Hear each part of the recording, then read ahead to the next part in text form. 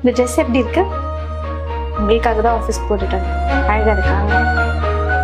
அழகே போறாங்க போற அளவுக்கு அவ்வளோ அழகா இருக்க.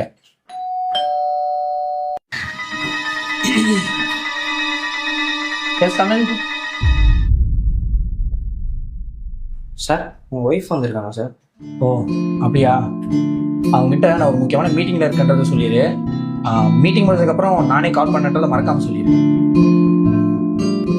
கதிர் சார் நீயே கீழே போய் அவங்க ஒரு ஆட்டோ இல்லை ஒரு கேப் பிடிச்சி கொஞ்சம் அனுப்பிவிட்டு சொல்லிடு. ஓகேவா? Okay sir.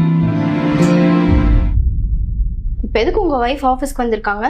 ஏதோ அவங்க அம்மா வீட்டு சைடு ஏதோ ஃபங்க்ஷனா, புருஷன் கூட போனால் கொஞ்சம் கௌரவமாக இருக்குன்னு யோசிக்கிறா. அப்போ நாளைக்கு நீங்க ஊருக்கு போறீங்களா? ம் இன்னைக்கு ஈவினிங் நான் வீட்டில் தனியாக தான் இருப்பேன். என் புருஷன் ஆஃபீஸ் விஷயமா ஊட்டிக்கு போறாரு. இன்னைக்கு வீட்டுக்கு வரீங்களா? சரி சரி உட்கார்.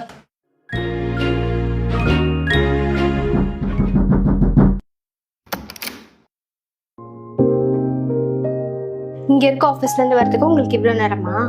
ஆஃபீஸில் மீட்டிங் டி, தான் வர லேட் ஆயிடுச்சு. உங்க பொண்டாட்டிட்ட சொல்ற மாதிரி என்கிட்டயும் போய் சொல்லாதீங்க. இந்த நேரத்துலையும் அவளை போய் ஞாபகப்படுத்துற. டைம் ஆச்சு தான், மேலே போகலாம்.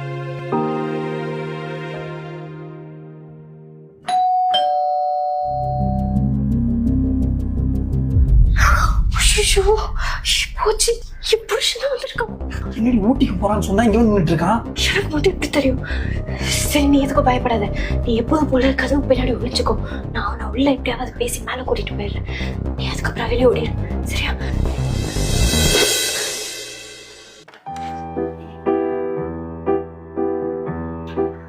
என்னாச்சுங்க? ஊட்டிக்கு போலையா? வீட்டுல ஏதாவது மறந்து வச்சுட்டீங்களா? அதெல்லாம் ஒன்றும் இல்லை, கதவை சாத்திட்டு வா.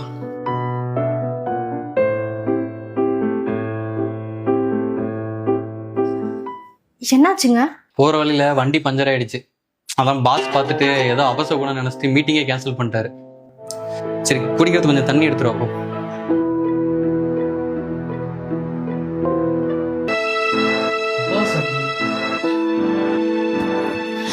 ஐயோ, கதை திறக்கிறாரு.